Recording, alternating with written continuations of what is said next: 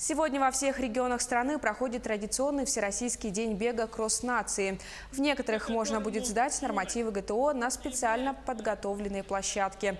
Тем временем в Якутске спортивные мероприятия собирают любителей бега вот уже более 15 лет и пропагандируют здоровый образ жизни. На этот раз жители столицы преодолели порядка 2000 метров. По традиции старт был дан от стадиона «Юность», а финишировали участники на стадионе Туймада. Состоялся и специальный забег первенства по лыжероллерному спорту. В прошлом году у нас участвовало 13 856 участников.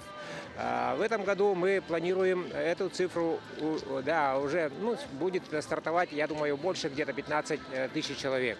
Это юбилейный у нас год, 15-й год уже будет проводиться, уже 15-й раз.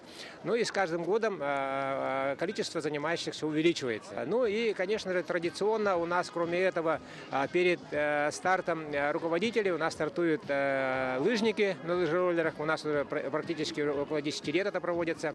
Самые спортивные вышли на забег и в Аймяконском районе. В этом году активное участие приняли школьники. Они бежали дистанцию в 400 и 1000 метров. Самые упорные получили приз за волю к победе.